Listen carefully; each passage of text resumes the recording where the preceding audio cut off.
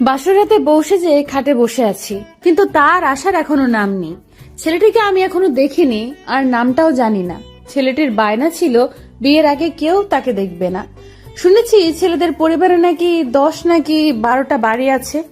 ছেলেটি নাকি অনেক বড় লোক, সে একজন ইঞ্জিনিয়ার। আমি সেই কখন থেকে তার জন্য অপেক্ষা করতেছি।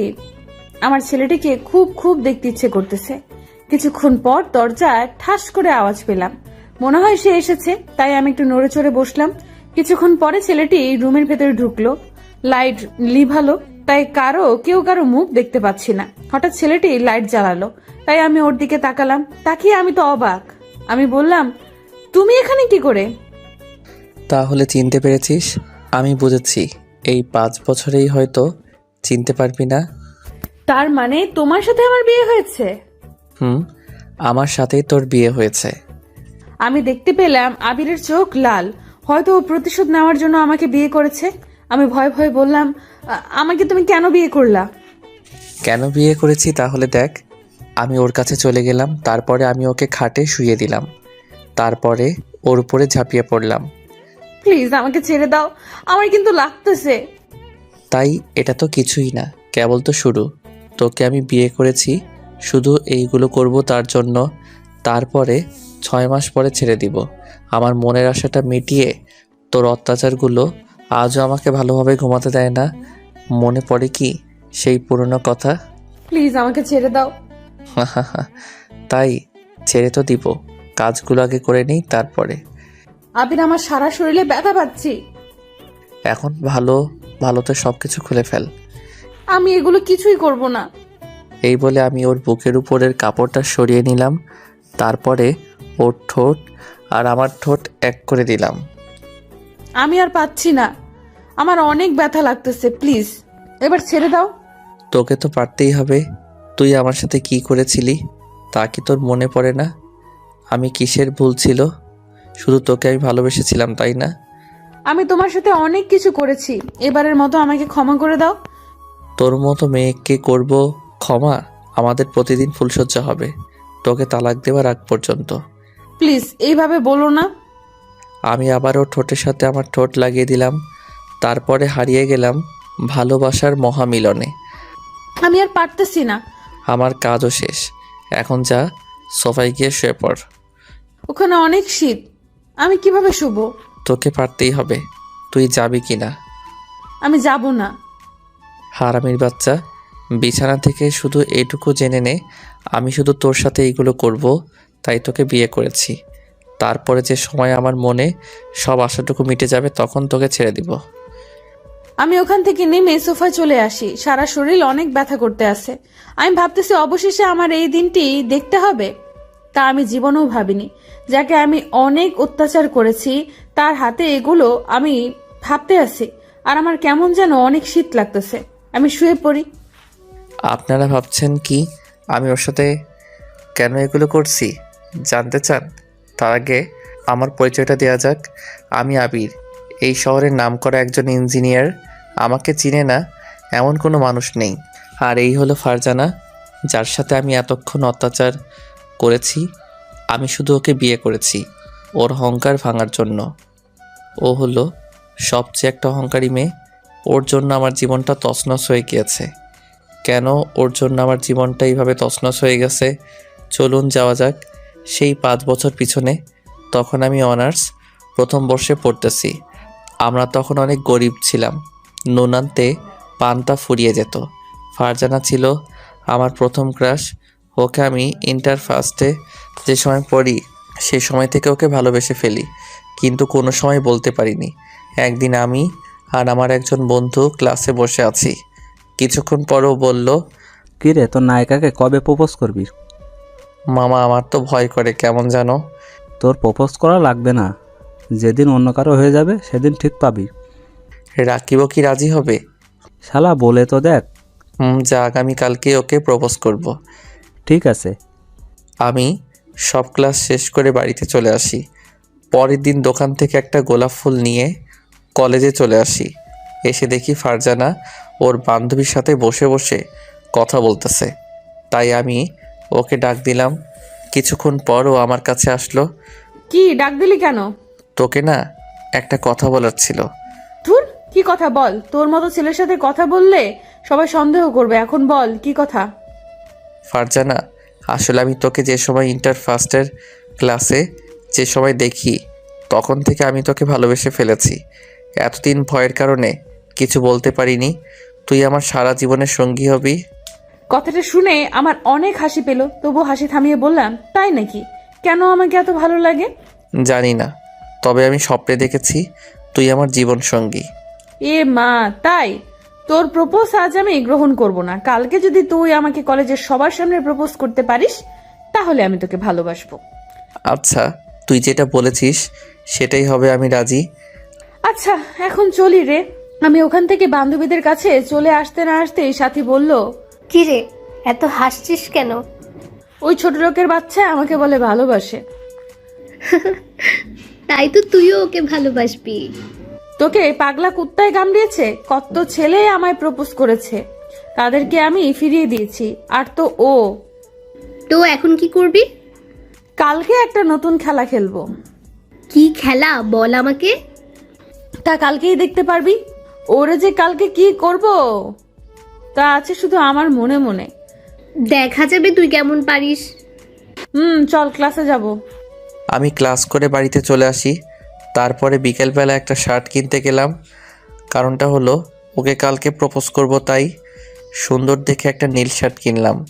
তারপরে দোকান থেকে আবারও একটা গোলাপ ফুল কিনলাম। পরের দিন কলেজে চলে আসি। এসেই রাকিবের কাছে চলে আসি। কিরে, আজকে আবার কাকে প্রপোজ করবি? কারে আবার? আমার নায়িকাকে ও বলেছে আসবে। যদি ওকে আমি প্রপোজ করি তাহলে আমার প্রপোজের নাকি অ্যান্সার দিবে। আবি দেখ, ফারজানা এসেছে। আচ্ছা দোস্ত, চলি রে, ওকে প্রপোজ করে নেই, তারপরে তোর সাথে কথা হবে। ঠিক আছে। আমি ফারজানার কাছে চলে আসি। কিছুক্ষণ পর ফারজানা বলল, তুই এসেছিস, চল ওখানে অনেক মানুষ আছে, ওখানে বলে প্রপোজ করবি। আমি ওর পিছন পিছন চলে আসি। একটু পর ফারজানা বলল, এখন প্রপোজ কর। আমি ওর সামনে হাঁটু গেড়ে বসে পড়ি। তারপরে আমি বললাম, ফারজানা আই লাভ ইউ। বলার সাথেই ফারজানা আমার কলার ধরে উঠিয়ে ঠাস ঠাস। কুত্তার বাচ্চা, তো সাহস কি করে হয় আমাকে প্রপোজ করার? আমার জ্বরের শব্দ শুনে সবাই আমাদের কাছে আসলো। একজন বলল, এখানে কি হয়েছে? আর ফারজানা বলল, এই হারামির বাচ্চা আমাকে বলে ভালোবাসে। ফারজানা এসব কি? তুই তো বললি আজকে তোকে প্রপোজ করতে। ফকিরের বাচ্চা ফকির, তুই কি আমার বাবার বিশ্ব সম্পত্তি দেখেছিস তার জন্য আমাকে ভালোবেসেছিস? তোদের মতো ফকিরের খবর আমার ভালোই জানা আছে। ফারজানা এগুলো কেমন কথা? তোর বাবার সম্পত্তির উপর আমার কোনো লোভ নেই। কুত্তার বাচ্চা আবার মুখে মুখে কথা। এটি বলে ফারজানা আমাকে আরো 2-3টা চড় মারল। আমাকে রাকিব টেনে অন্য পাশে নিয়ে গেল। বলছি না, ও একটা অহংকারী মেয়ে, ওরা শুধু টাকাকে ভালোবাসে। আমি আর কিছুই বলতে পারলাম না। আমার শুধু চোখ বেয়ে পানি পড়তেছে। কি করব বুঝতেছি না। এখন কি করবি, বাড়ি যাবি? আমি বাড়িতে যাব। রাকিব আমাকে নিয়ে বাড়িতে চলে আসে। ফারজানা, তুই তো একটা জিনিস। কি সুন্দরভাবে অভিনয়টা করলি আর ও বুঝতেই পারলো না। আরে আর বলিস না, ওদের মতো ভিখারির খবর আমার ভালোই জানা আছে। তুই আজকে থেকে আমাদের বস। হয়েছে, চল ক্লাসে যাব। বাড়িতে এসে শুধু আমার ওর কাজগুলো আমার চোখে ভেসে আসতেছে। ও আমাকে এইভাবে সবার সামনে অপমান করতে পারলো। আমি এগুলো কিছুই ভেবে পাচ্ছি না। আমার দোষটা কি ছিল? ওকে ভালোবাসাটা। আমি তোকে কোনোদিনও ক্ষমা করব না। হঠাৎ আমার চোখে ঘুম এসে পড়ল, তাই আমি ঘুমিয়ে পড়লাম। পরের দিন আবারও কলেজে এসে পড়ি। হাসতে নাচতেই দেখতে পেলাম সবাই আমাকে দেখে হাসতেছে। আমি বুঝতে পেরেছি কেন ওরা এভাবে করতেছে। আমি ক্লাসরুমে চলে আসি। এসে মন খারাপ করে বসে আছি। কিছুক্ষণ পরে রাকিব আসলো। কিরে, মন খারাপ নাকি? আমি ওর সাথে কোনো কথা বললাম না। কিরে, আমার সাথে কথা বলবি না? দেখ দোস্ত, আমার কথা বলতে ভালো লাগছে না। আবে দেখ, ভেঙে পড়লে চলবে না, তোকে কিন্তু লেখাপড়া করে অনেক দূর যেতে হবে। রাকিব, আমি কি ওর কোনো ক্ষতি করছিলাম? ও কেন আমাকে এইভাবে অপমান করলো? ও আমাকে বলে দিতে পারতো যে আমাকেও ভালোবাসতে পারবে না। কলেজের সবার সামনে এভাবে অপমান না করলেও পারতো। বড় লোক মেয়েদের এটা করা কোনো ব্যাপার না, ওদের কাছে কারো সম্মানের দাম নেই। ঠিক বলছো। কিছুক্ষণ পর দেখতে পেলাম ফারজানা ও তার দলবল এসেছে। আমাকে দেখে ফারজানা ওর একটা বান্ধবীকে কানে কানে কি যেন বলতে লাগলো। সাথী, আজকে ওকে আবার কি করা যায়? আমার মাথায় একটা বুদ্ধি এসেছে, শোন। কি বল? এই ব্যাপার খারাপ না, অনেক ভালো একটা বুদ্ধি। তাহলে তো ওকে পরের বেঞ্চে বসানো লাগবে। দরকার হলে বসবো। আমি দেখতে পেলাম ওর আমাদের পিছনের বেঞ্চে এসে বসে পড়ল। আমি ওদের দেখে উঠতে যাব, এমন সময় স্যার আসলো। তাই আর ওখান থেকে ওঠা হয়নি। আমার সবাই স্যারের কথা শুনতে আসি। এর ভিতরে ফারজানা বলে উঠল, স্যার, এই ছেলেটির গা দিয়ে গন্ধ আসতেছে, মনে হয় 10 দিনও গোসল করেনি। কথাটা শুনে ক্লাসের সবাই হেসে উঠল। আমি ফারজানাকে বললাম, ফারজানা, এইসব কী ধরনের কথা? যেটা সত্যি সেটাই তো বলতেছি স্যার। ওরে ওঠার, না হলে আমরা কিন্তু সবাই ক্লাস থেকে বের হয়ে যাব। কথাটা শুনে স্যার আমাকে বের করে দিল। আমিও বের হয়ে গেলাম। আমার শুধু চোখ বেয়ে পানি পড়তেছে। আমি বের হয়ে চোখ মুছতে মুছতে বাড়িতে চলে আসি। ফারজানা, ওর নামে এরকম মিথ্যা কথা বললি কেন? তুই ওর হয়ে দালালি করবি, তাহলে কিন্তু তোকেও বের করে দিব। সবাইকে আবির ভাবিস না, আমি কিন্তু আবিরের মতো না। ছেলেটিকে বোকা পেয়ে যা খুশি সেটা করা ঠিক না, ওকে? চুপ কর তো দালাল। কিছুক্ষণ পর আমি বাড়িতে চলে আসি। এসে শুয়ে শুয়ে কাঁদতে আসি আর ভাবতেছি যে কেন ওকে প্রপোজ করলাম আর ও আমাকে কেন এইভাবে শাস্তি দিতে আসে।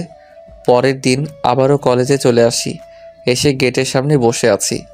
কিছুক্ষণ পর ফারজানা আসলো। কিরে, গেটের দারোয়ানের চাকরিটা কি তুই করতে আসিস? তোদের মতো ছোট লোকের আর কি বা চাকরি করবে? কথাটা শুনে মাথায় অনেক রাগ উঠল।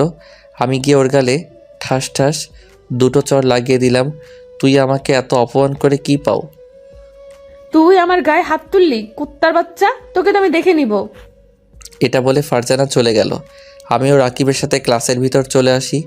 কলেজে ছুটির পর গেট দিয়ে বের হতে যাব, এমন সময় বড় ভাইয়ের ডাক। আমি তার কাছে চলে গেলাম। কিরে, তুই ফারজানার চর মারছিস কেন? তারপর আমি সব তাকে বললাম। শালার পো, মিথ্যা কথা বলার জায়গা পাস না। এটি বলে সে আমাকে মারা শুরু করে দিল। আমি শুধু চুপ হয়ে তার মার খেয়ে যাচ্ছি। আর যদি ওর সাথে লাগতে আসো তাহলে তোর খবর আছে। আমি তার কথা শুনে বাড়িতে চলে আসি। আমি এসে আবারও কান্না শুরু করে দিলাম। হয়তো ওর জন্য আমার লেখাপড়াটা এভাবে বন্ধ হয়ে যাবে, আমি আর কিছু ভাবতে পারছি না। তার মার খেয়ে আমার 7 দিন জ্বর ছিল। এভাবে দেখতে দেখতে 1 মাস কেটে গেল। ও শুধু আমাকে অপমানই করত আর মাঝে মাঝে সবার সামনে বসে জ্বর মারত। এইভাবে আরও কিছুদিন কেটে গেল। একদিন আমার জীবনটা অন্ধকার এসে পড়ে। আমাকে প্রিন্সিপাল এই কলেজ থেকে বের করে দেয়। প্রতিদিনের মতো ক্লাসে আসি। আজ একটু তাড়াতাড়ি কলেজে চলে আসি। এসে দেখি কলেজে কেউ নেই, শুধু ফারজানা ও তার দলবল।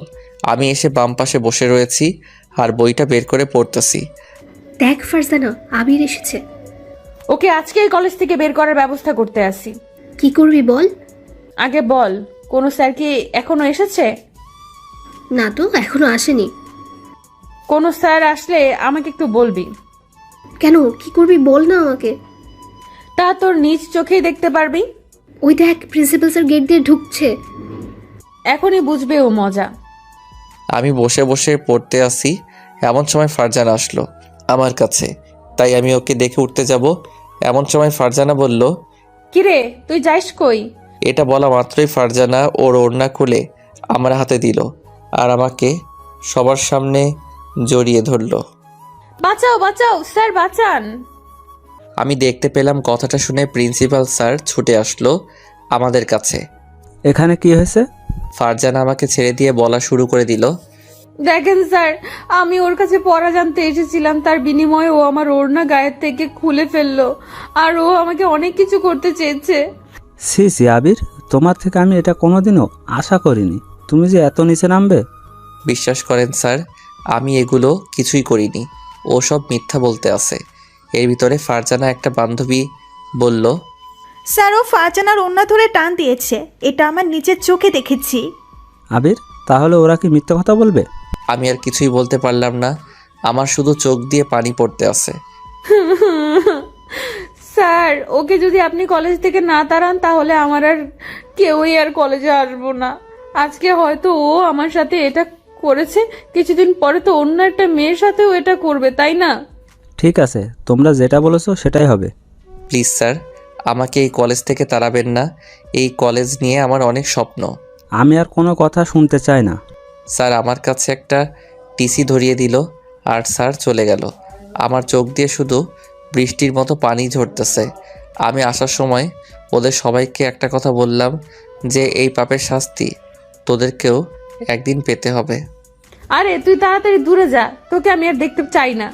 আমি ওখান থেকে বাড়িতে চলে আসি আর ভাবতে আসি আমার লেখাপড়া কি তাহলে এখানেই শেষ হয়ে যাবে। আমি আর কিছুই ভাবতে পারছি না। কিছুক্ষণ পর বাড়িতে এসে পৌঁছালাম। আম্মু এসে দরজা খুলে দিল আর আমাকে দেখেই রাগ হয়ে আমার গালে দুটো চড় লাগিয়ে দিল। আম্মু, তুমিও আমাকে মারলে? ছি ছি আবির, তুই ওই মেয়েটার সাথে এটা করলি? আমি তো কিছু বুঝতেছি না। আম্মু, তুমিও আমাকে বিশ্বাস করতে পারলা না? তোর কথা বিশ্বাস করবো না আর। আমাকে তো তোকে ছেলে হিসেবে ভাবতেই লজ্জা করছে। এমন সময় দেখতে পেলাম রাকিব এসেছে আমাদের বাড়িতে আর এসেই বলতে লাগলো, তোকে কি কলেজ থেকে বের করে দিয়েছে? হুম। তোকে আমি আগেই বলেছি আগে আগে কলেজে যাবি না, তুই তো আমার কোনো কথাই শুনলি না। কিছুক্ষণ পর আম্মু বলল, তোরা কি বলছিস? আমি তো কিছুই বুঝছি না।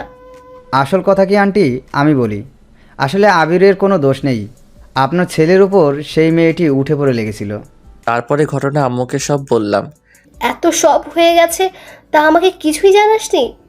আমি বুঝেছি ও থেমে যাবে, কিন্তু ও থামেনি। আমাকে দিনের পর দিন অত্যাচার করছিল। এখন তুই কি করতে চাস? জানি না। আবির, আমি এখন আসি। আর তুই কি আর কলেজে যাবি না? আমাকে টিসি দিয়ে দিয়েছে, হয়তো আর কলেজে যাওয়া হবে না। আচ্ছা, তোর সাথে কালকে কথা হবে। আমি ওখানে থেকে আমার রুমে চলে আসি। এসে একা একা কান্না করতে আসি আর ভাবতে আসি আজ গরিব বলে ও আমার সাথে এটা করেছে। আমি তোকে কোনো দিনও ক্ষমা করব না। আমার চোখের পানি আজ আর বাধা মানতেছে না। হঠাৎ আম্মু আসলো আমার রুমে। আবির আর লেখাপড়া করতে চাস না? কিভাবে করব বলো? আমাকে তো বের করে দিয়েছে। আবির, আমি তোর খালার সাথে কথা বলছি, সে তোকে... তারা নিজেরাই তো গরিব, তাহলে আমাকে কিভাবে খাওয়াবে? আমি বলেছি এটা, তবুও তোকে যেতে বলেছে। ঠিক আছে, আমি কালকেই ঢাকা চলে যাব। আচ্ছা, আর মন খারাপ করিস না আর ভেঙেও পড়িস না। তোকে আমাদের স্বপ্নগুলো পূরণ করতে হবে। কিছুক্ষণ পর আম্মু চলে গেল। আম্মু কথাটা যেন আমার কানে লেগে গেল যে আমার ভেঙে পড়লে চলবে না, তাদের স্বপ্নগুলো পূরণ করতে হবে। রাতে আমার ঘুম হলো না। সারা রাত শুধু পুরনো কথা ভেবে কান্না করেছি। পরের দিন আম্মুর কাছে বলতে আসলাম, আম্মু, আমি ঢাকা চলে গেলাম। আচ্ছা বাবা, যা, আর সাবধানে যাবে কিন্তু। আমি আর ওখানে দাঁড়ালাম না, কারণ আমার চোখ দিয়ে শুধু পানি পড়তেছিল। আসার সময় আম্মুও কান্না করেছিল। আমি ঢাকা এসে পড়ি, তারপরে খালাদের বাসায় চলে আসি। আমাকে দেখে সবাই আমার কাছে আসলো। কি রে বাবা, কেমন আছিস? ভালো, তুমি কেমন আছো? ভালো। আসতে কোনো সমস্যা হয়নি তো? না, কোনো সমস্যা হয়নি। আচ্ছা, ফ্রেশ হয়ে খেতে আয়। আমি ফ্রেশ হয়ে খেতে চলে আসি। পরের দিন খালামণি একটা সুন্দর একটা কলেজে ভর্তি করিয়ে দিয়েছে। প্রথম প্রথম মানিয়ে নিতে আমার অনেক কষ্ট হয়েছে, তবুও মানিয়ে নিয়েছি। একদিন সবার সাথে খেতে আসি। এর ভিতরে খালামণিকে বললাম, খালামণি, আমি একটা চাকরি করতে চাই। কি বলো এইসব? লেখাপড়া বাদ দিয়ে কিসের চাকরি করবি? আরে লেখাপড়া করব আর চাকরিও করব।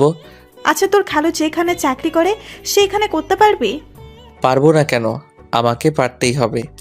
আচ্ছা, তোর খালু আসলে বলবো। পরের দিন খালুর সাথে তাদের অফিসে চলে আসি। আমার কাগজপত্র খুব ছিল, চাকরি হলো। নাইট ডিউটি, আমি রাজি হয়ে যাই। সকালে কলেজে যেতাম আর তার আগে দুটো টিউশনি করাতাম আর রাতে চাকরিটা করতাম। আমার একটা লক্ষ্য ছিল, আমি অনেক টাকার মালিক হব। আস্তে আস্তে আমি এগোতে থাকি আর আল্লাহ আমার আশাটা পূরণ করেছে। অবশেষে আমি অনেক টাকার মালিক হয়ে গিয়েছি। আমি এখন একজন নামকরা বড় ইঞ্জিনিয়ার। আমাকে চিনে না এমন কোনো মানুষ নেই। আমার এখন 10 থেকে 12টা বাড়ি। এই 5 বছরের আমি নিজের ভালোই উন্নতি করতে পেরেছি। মাঝে মাঝে আমার পুরনো দিনের কথা মনে পড়ে যায়। তখন আমি আর ঘুমাতে পারি না, কষ্টে বুকটা ফেটে যায়। 5 বছর পরে আজ আমি বাড়িতে আসি, এসে আম্মুকে সালাম দিলাম। এই 5 বছরে আম্মুর সাথে কথা হতো ফোনে, বাট আমি বাড়িতে আসতাম না।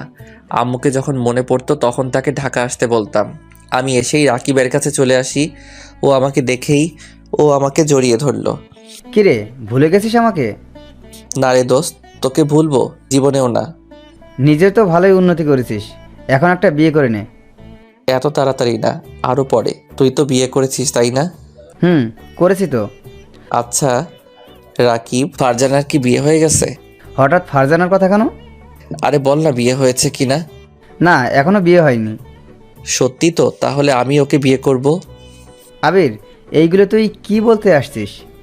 ও আমাকে এত অত্যাচার করেছে, আর ওকে যদি আমি ছেড়ে দেই তাহলে কেমন হবে? তুই এখন কি করতে চাস বল তো? তা তুই কিছুদিন পরেই দেখতে পারবি। আমি ওখান থেকে বাড়িতে চলে আসি, তারপরে আম্মুর কাছে চলে আসি। কিছু না খেয়ে গিয়েছিস কই? এই আম্মু, সামনে গেছিলাম। আচ্ছা আম্মু, একটা কথা বলি। কি কথা বল। আমার একটা মেয়েকে খুব পছন্দ হয়েছে। তাই নাকি? কোন মেয়ে রে বাবা? তারপরে আম্মুকে সব বললাম, সে রাজি হয়ে গেল। বিকেলবেলা তারা সবাই ফারজানাকে দেখতে গেল, কিন্তু কথা দিয়েছিলাম যে ছেলের মুখ এখন মেয়ে দেখতে পারবে, বাট তারা আমাদের বিষয় সম্পত্তি দেখে রাজি হয়ে যায়। অবশেষে আমি বিয়েটা করে নেই। আর তারপরে ঘটনা তো আপনারা জানেনই। ওকে পাপের শাস্তি দেবার জন্য আমি ওকে বিয়ে করেছি। এখন আসুন বাস্তবে আসা যাক। দেখতে পেলাম সকাল হয়ে গিয়েছে, আর ফারজানা শীতের ভিতরে গুটিসুটি দিয়ে শুয়ে আছি। তাই আমি ওর কাছে চলে আসি। এই যে ওর তাড়াতাড়ি। কেন? উঠবি না মানে? এটা কি বাবার বাড়ি পেয়েছো? আবির, আমাকে আর অত্যাচার করো না, আমার সারা শরীর খুব ব্যথা। মনে পড়ে সেই পুরনো কথা? আমার সাথে তুই কি করছিলি? আমি যা করেছি দয়া করে আমাকে মাফ করে দাও। তোকে করব মাফ? তুই আমার সুন্দর জীবনটা পুরাই নষ্ট করে দিয়েছিস। তুমি যে সময় কলেজ থেকে চলে এসেছো তখন আমি তোমাকে অনেক মিস করি। আমার নিজেরই অনেক খারাপ লাগা শুরু করে। তোমার সাথে যা হয়, তোমার সাথে এটা করা ঠিক হয়নি। তুই করবি আমাকে মিস? ভাবতে আমার অবাক লাগে। তাও আবার তোর মতো মেয়ে। আমাকে যখন তুই মিথ্যা অপবাদ দিয়ে কলেজ থেকে বের করে দিয়েছিস তখন তো আমি এটা দেখিনি। আবির, আমাকে তুমি ক্ষমা করে দাও। আমি গিয়ে ওর গালে ঠাস করে চড় লাগিয়ে দিলাম আর বললাম, এই ক্ষমা চাওয়ার কথা তুই আর একদিনও বলবি না। আচ্ছা, আমি এখন কি করব? মরে যাব? আমি তোকে এত তাড়াতাড়ি মরতে দিব না। তোকে তো আমি তিলে তিলে মারবো। আর শোন, এখন ফ্রেশ হয়ে বাড়ির সব কাজ করবি তুই। আমি তো কোনো কাজ করতে পারি না। পারি না মানে? তোকে পারতেই হবে। আমি আর ওখানে দাঁড়ালাম না। আমি ফ্রেশ হতে ওয়াশরুমে চলে আসি, তারপরে আবিরের আম্মুর কাছে চলে আসি। কি, তোমার ঘুম ভেঙেছে? আম্মু, এখন কি কাজ করতে হবে? কি বলো এইসব? বাড়িতে এত কাজের লোক আর তুমি কি কাজ করবে? তবুও আমার কাজ করা লাগবে। তোমার কোনো কাজ করা লাগবে না। আর তুমি এই বাড়ির নতুন বউ, তার চেয়ে ভালো হবে তুমি আবিরকে নাস্তাগুলো দিয়ে আসো। আমি নাস্তা নিয়ে আবিরের রুমে চলে আসি। এসে দেখি আবির কাগজে সাইন করতে আসে। তাই আমি আবিরের কাছে চলে আসি। এই নাও তোমার নাস্তা। আমি নাস্তা দিতে গিয়ে সবকিছু কাগজে পড়ে যায়। আমি সরি বলতে যাব, সেই সময় আবির আমার চুল টেনে ধরলো আর আমার চুল ধরে মারা শুরু করলো। এটা তুই কি করলি? সরি, আমার হাত কেঁপে সবকিছু পড়ে গিয়েছে। তোকে আজ মেরেই ফেলবো। প্লিজ আবির, আমাকে ছেড়ে দাও, আমার অনেক কষ্ট হইতেছে। তুই জানিস এটা কত গুরুত্বপূর্ণ কাগজ? আর সব কিছু এইভাবে নষ্ট করে দিলি কেন? আমি বুঝতে পারিনি। এখন এইগুলো সব পরিষ্কার কর। আমি করতেছি। আমি সবকিছু পরিষ্কার করা শুরু করে দিলাম আর চোখ বেয়ে পানি পড়তে আসে। হয়তো এটা আমার পাপের শাস্তি। আমি ওর সাথে বড় অন্যায় করেছি, হয়তো সেটারই শাস্তি দিচ্ছে। আমি সবকিছু পরিষ্কার করে বাহিরে চলে আসি। কিছুক্ষণ পরে আবির আসলো আর এসেই বলা শুরু করে দিল, আম্মু, আজকে বাড়িতে কোনো কাজের লোক থাকবে না। কেন, কি হয়েছে? বাড়ির সব কাজ ফারজানা করবে। আবির, এগুলো কি বলো? ও না তোর বউ, ওকে কাজ করতে দিবি কেন? আমি আর কোনো কথা বলতে চাই না। সবাইকে আজ আমি ছুটি দিয়ে দিচ্ছি। আবির, কেন মেয়েটার সাথে এরকম করছিস? পুরোনো দিনের কথা যদি তোমাকে মনে করিয়ে দেই তাহলে হয়তো তুমিও ওর সাথে এই রকম করবে। কি কথা বল আমাকে। পরে কোনো এক সময় বলবো। কিছুক্ষণ পর ফারজানা বলল, ঠিক আছে, আমি সব কাজ করতে রাজি। মনে থাকে যেন। এটা বলে আমি অফিসে চলে আসি। অফিসের সব কাজ শেষ করে সন্ধ্যা 7টার সময় বাড়িতে চলে আসি। এসে খাওয়া দাওয়া করে আমার রুমে চলে আসি। এসে দেখি ফারজানা সোফায় শুয়ে আছে, তাই আমি ওকে ডাক দিলাম। প্লিজ আবির, আজকে আমি অনেক ক্লান্ত, বাড়িতে অনেক কাজ করেছি, সারা শরীর ব্যথা। তুই আসবি কি না? তোকে তো পাপের শাস্তি দিতে হবে, আরও যে কত কি হবে। আমি ওর কাছে চলে গেলাম আর যাবার সাথে সাথে ও আমার উপর ঝাঁপিয়ে পড়লো। আমারও শেষ, এখন যা, আমার কাজ শেষ। আবির, আমি উঠতে পারছি না। তবু তোকে উঠতে হবে। সোফায় আমি ঘুমাতে পারি না, রাতে আমার ঘুমাতে অনেক কষ্ট হয়। তোকে আমি বিয়ে করেছি তো এইগুলো করব। তাই আর 6 মাস পর এমনিতেই ডিভোর্স হয়ে যাবি। তোকে শুধু একটা জিনিস বোঝানোর জন্য বিয়ে করেছি, কাউকে কষ্ট দিলে তার কেমন লাগে। আমি আগেই আমার ভুলগুলো বুঝতে পেরেছি। তুমি কলেজ থেকে চলে আসার পরে তখন আমি তোমার কথা শুধু মনে পড়তো। এখন আর ন্যাকা কান্না করা লাগবে না। আমি আবার সোফায় চলে আসি আর ভাবতে আসি, তাহলে কি আমাকে সত্যি সত্যি 6 মাস পরে ডিভোর্স দিবে? তাহলে আমি বাঁচবো কিভাবে? এগুলো ভাবতে ভাবতে আমি ঘুমিয়ে পড়ি। সকাল সকাল আবিরের ডাক। তোকে বলছি না এত সকাল পর্যন্ত ঘুমাবি না। তুই ঘুমালে বাড়ির এত কাজ করবে কে? আমি উঠতেছি। আর শোন, আমার আগে উঠতে হবে তোকে সব সময়। আর যদি আমি তোর আগে উঠি তাহলে তোর খবর আছে। এরপর থেকে আমি যদি তোর আগে উঠি তাহলে বুঝবি তুই শেষ। ঠিক আছে, এর থেকে আমি তোমার আগে উঠবো। এটা বলে আমি ফ্রেশ হয়ে কাজ করা শুরু করে দিলাম। কিছুক্ষণ পর শুনতে পেলাম আবির আমাকে ডাকতেছে, তাই আমি তাড়াতাড়ি ওর কাছে চলে আসি। ফারজানা, আমি অফিসে যাব, আমার শার্ট নিয়ে আয়। ঠিক আছে, আমি আনতে আসি। আমি ওর শার্ট আনতে গেলাম, কিছুক্ষণ পরে নিয়ে আসলাম। এই নাও। কি হলো? আমি আবার কি করলাম? হারামির বাচ্চা, তোকে শুধু শার্ট আনতে বলছি, সাথে প্যান্ট আনবে কে? সরি, আমি বুঝতে পারিনি। আর যদি একটা ভুল করো তাহলে তো গলা চেপে মেরে ফেলবো। আমি আবার প্যান্ট নিয়ে আসলাম ওর কাছে। কিছুক্ষণ পর ওকে দিয়ে দিলাম, তারপরে বললাম, এই কিছু খাবা না? সেটা আমি বুঝবো, তোর কিছু বলা লাগবে না। তুই এখন কাজ করতে যা। আমি গিয়ে আবিরের জন্য খাবার নিয়ে আসলাম, তারপরে বললাম, এগুলো খেয়ে নাও।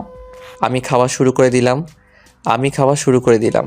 কিছুক্ষণ পর আমি বললাম, এগুলো কে রান্না করেছে? আমি রান্না করেছি। ওয়াক থু ওয়াক। কি হয়েছে? হারামির বাচ্চা, এগুলো কোনো খাবারের ভিতর পড়েছে?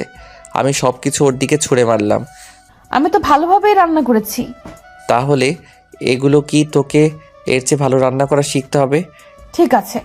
এটা বলে ফারজানা চলে গেল। আসলে খাবারটা অনেক ভালো হয়েছে। আমি তোকে অত্যাচার করব তার জন্যই এটা করেছি। আমি রেডি হয়ে অফিসে চলে আসি। আমি ছাদের এক পাশে দাঁড়িয়ে আছি আর আমার চোখ থেকে পানি পড়তেছে। আমি এখন কি করব কিছুই বুঝতে পারছি না। এইভাবে 1 মাস কেটে গেল। এই কয়দিনে আবির আমাকে অনেক অত্যাচার করেছে আর বাড়ির সব কাজ করাতে। কিন্তু আবির যখন ডিভোর্সের কথা বলে তখন আমার মনটা খারাপ হয়ে যায়। একদিন ঘর মুছতে আসছে, এর ভেতরে আম্মু আসলো আমার কাছে। ফারজানা, তোমাকে কাজ করতে আমি বারণ করেছি না? আম্মু, এটা আমার পাপের শাস্তি, আর কিছু না। আবির তোমার সাথে এরকম করে কেন বলো তো? আমি আবিরের সাথে যেটা করেছি ও আমার সাথে এটা করতে আসছে। তুমি কি করেছো আবিরের সাথে বলো তো? তা অনেক কথা, পরে কোনো সময় বলবো। আমাকে এখন বলতে হবে, আমি এখনই শুনবো। তারপর ঘটে যাওয়া সব ঘটনা আম্মুর কাছে বলা শুরু করে দিলাম। আম্মু, তোমার ছেলেকে আমি কলেজ থেকে তাড়িয়েছি আর ওকে মিথ্যা অপবাদ দিয়েছি। তাতে আবিরের কোনো দোষ ছিল না। আবির কলেজ থেকে যে সময় বের হয়ে এসেছে তখন আমি ওকে অনেক মিস করা শুরু করে দিলাম। প্রতিদিন আমার বান্ধবীর সাথে ওর কথা বলতাম। আমি নিজের ভুল যখন বুঝতে পারি তখন আমার অনেক খারাপ লাগে। আবির চলে আসার পরে আমি প্রতিদিন মন খারাপ করে বসে থাকতাম। একদিন আমার বান্ধবী বলল, কি রে ফারজানা, এভাবে মন খারাপ করে থাকো কেন? সাথী, আবিরের সাথে আমার এটা করা ঠিক হয়নি। যা হয়েছে বাদ দে তো। আমার শুধু ওর কথা মনে পড়তে আছে। কি করব বুঝতে আসি না। কেন যে এটা করলাম? ও শুধু আমার কাছে একটু ভালোবাসাই চেয়েছিল, তাই না? ভাবছি ওর কাছে ক্ষমা চাবো, কিন্তু ও বলে বাড়িতে চলে গিয়েছে। তুই কি ওর প্রেমে পড়ে গেছিস নাকি? জানি না, তবে যেভাবেই হোক আমাকে ওর কাছে ক্ষমা চাইতেই হবে। আচ্ছা, আসলে না হয় ক্ষমা চাবি। এখন চল, ক্লাসে যাব। ওকে আমাকে ক্ষমা করবে? চল, ক্লাসে যাব। এইভাবেই আমি আবিরকে মিস করা শুরু করে দিই। আর আমার মাঝে মাঝে অনেক খারাপ লাগতো। তারপরে আব্বু আমাকে অনেক জায়গায় বিয়ে ঠিক করে বাট আমি রাজি হইনি। শুধু আমার একটাই আশা ছিল আমি আবিরের কাছে ক্ষমা চাবো। কিন্তু আব্বু একদিন বলেছে যে এই ছেলেকে বিয়ে না করলে সে নাকি মারা যাবে। আমি বিয়েতে রাজি ছিলাম না, তারপরে বিয়ে হয়ে গেল, আর বাসর ঘরে এসে দেখি আবিরের সাথেই আমার বিয়ে হয়েছে। আমি তখন অনেক খুশি হয়েছিলাম। যখন ও যে সময়ে এসব ধরনের কথা বলল, তখন আমার অনেক খারাপ লাগা শুরু করলো। আম্মু, আমি আবির সারা জীবন ধরে দাসী হয়ে থাকবো, তবুও যেন আমাকে ডিভোর্স না দেয়, তাহলে আমি আর বাঁচবো না। আচ্ছা দেখি আমি কি করতে পারি, আর তুমি কোনো চিন্তাই করো না। আম্মু প্লিজ, এটাও কি একটু বোঝায়েন? ও তো আমার একটা কথাও শোনে না। আমি যতক্ষণ আছি ততক্ষণ তোমাকে কেউ ডিভোর্স দিতে পারবে না, আর এখন তোমার আর কোনো কাজ করা লাগবে না। না, আমি সব কাজই করি, তাহলে আবির রাগ করবে। আমি করতে বারণ করেছি না? কাজ করার লাগবে না, এখন তুমি রুমে গিয়ে শুয়ে পড়ো। আমি আমার রুমে চলে আসি। আমার রুমের পাশে একটা আলমারি, তাই আমি কি মনে করে যেন খুলতে লাগলাম। আলমারিটার ভেতর আমি একটা ডায়েরি দেখতে পেলাম। ডায়েরিটায় অনেক ধুলাবালি লেগে আছে, তাই আমি হাত দিয়ে মোছা শুরু করলাম। আমি ডায়েরিটা নিয়ে রুমে এসে শুয়ে পড়ি। মনে হয় ডায়েরিটা অনেক পুরনো। মনে মনে ভাবলাম কি আছে এই ডায়েরিতে। আমি ডায়েরিটা খোলা শুরু করে দিলাম। খুলে আমি তো অবাক। খুলে আমি আমার একটা ছবি দেখতে পেলাম, গোলাপি জামা পরা। আমি যে সময় ইন্টার ফার্স্ট ইয়ারের নবীন বরণের দিনে এই জামাটা পরেছিলাম। আমি কিছু লেখাপড়া শুরু করে দিলাম। আজ আবিরের ডায়েরি।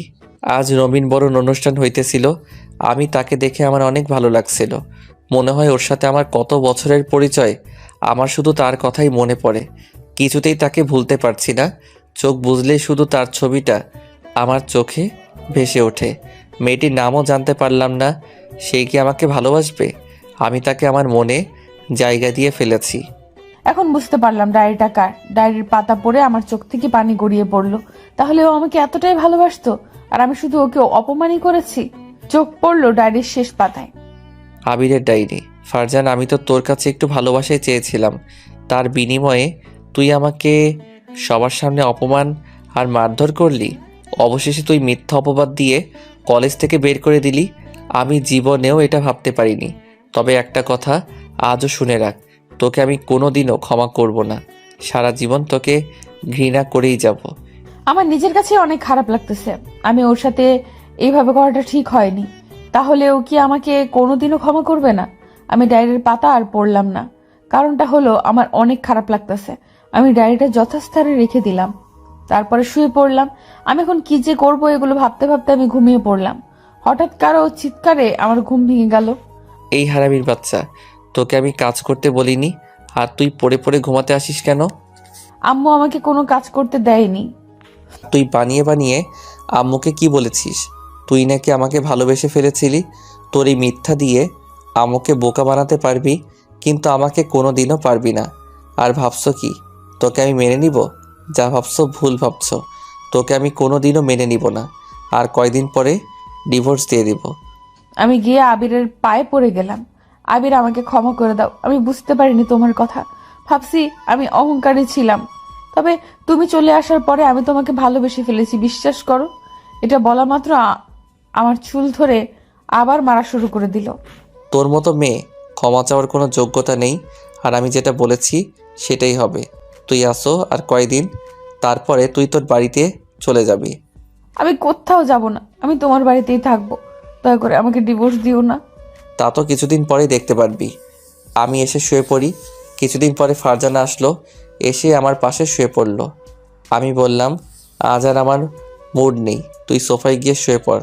আর শোন, কালকে যেন শুনি না আম্মু কাজ করেছে, তাহলে তোর কিন্তু খবর আছে। ঠিক আছে, তুমি যেটা বলছো সেটাই হবে। কিছুক্ষণ পর ফারজানা চলে গেল। ওকে যখন আমি মারি তখন আমার নিজের কাছে অনেক খারাপ লাগে। কি করব, ওকে তো পাপের শাস্তি দিতেই হবে। আমাকে অত অপমান করেছে। যখনই ওর অপমানের কথা মনে পড়ে যায় তখন ওকে মেরে ফেলতে ইচ্ছে করে।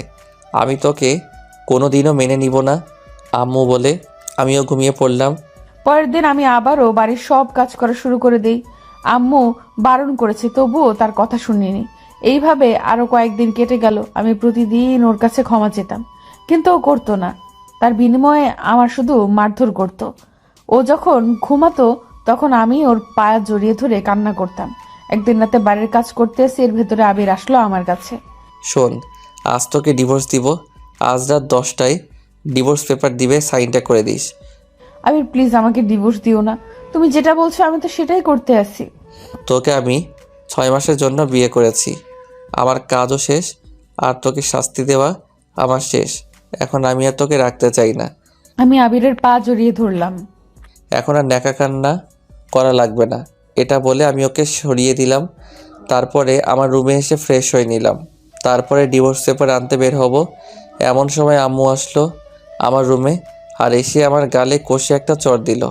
তুই ওকে ডিভোর্স দেবে না? আচ্ছা দেখ, আমি তোকে বারণ করব না, তবে এইটুকু শুনে নে, তুই সাইন করলেও ও করবে না। আর আমরা দুজনেই এই বাড়ি থেকে বের হয়ে যাব, তোর বাড়িতে তুই থাকবি। আম্মু তুমি বের হবে কেন?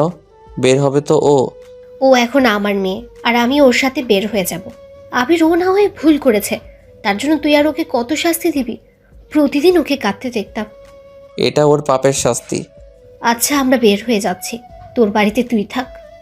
তোমরা যাবা কোথায় বলো তো? যেদিকে দু চোখ যায় আমরা সেদিকে যাব। কি করব বুঝতে পারছি না।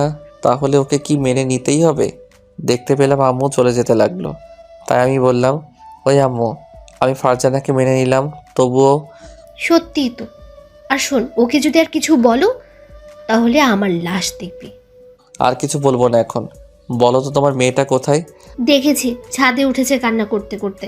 আমিও ছাদে চলে এসে ওকে কোথাও দেখতে পাচ্ছিলাম না। কিছুক্ষণ পর দেখতে পেলাম ও মন খারাপ করে একপাশে দাঁড়িয়ে আছে। আমি গিয়ে ফারজানাকে জড়িয়ে ধরলাম, আমাকেও চুপ হয়ে গেল। তাই আমি বললাম, কি হলো, আমার বউটা কথা বলবে না? আমাকে ডিভোর্স দিবে বলে তো আমি কথা বলবো কিভাবে? আমি তোমাকে মেনে নিয়েছি আজকে। এটা বলা মাত্রই আমি আবিরকে জড়িয়ে ধরলাম।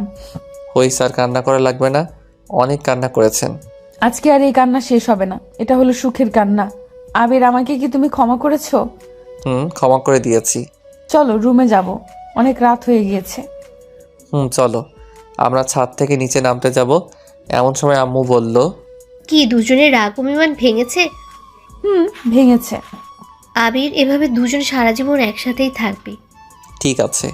এটা বলে দুজনের রুমে চলে আসি। এসেই দুজনে শুয়ে পড়লাম। কিছুক্ষণ পর ফারজানা বলল, এই যে শোনো না, আজকেও কি আমাকে সোফায় যেতে হবে? না গো পাগলি, আজ থেকে তুমি আমার সাথেই ঘুমাবে। তাই? দেখেছো কাউকে কষ্ট দিলে তার কেমন লাগে? এটা বলে আমাকে আর লজ্জা দিও না, আমি এখন সব বুঝতে পেরেছি। ফারজানা গিয়ে জড়িয়ে ধরলাম, আর ফারজানাও আমাকে জড়িয়ে ধরলো। কিছুক্ষণ পর আমি বললাম, ওই বউ, আমাকে আজ একটু আদর করো না। এই শোনো, আজ না কাল করব। আজ সারা রাত দুজন এইভাবে জড়িয়ে ধরে থাকবো। না, আমার এতে শুধু হবে না, আমার আদরও লাগবে। এই কাছে আসো আবির। কাছে আসার সাথে সাথে আমার ঠোঁট আর ওর ঠোঁট এক করে দিলাম। বাকিটার বললাম না, বেবি নিয়ে যেদিন ফিরবো সেদিন বলবো। এখন আপনারা যান, আর গল্পটা কেমন লেগেছে তা জানাতে ভুলবেন না।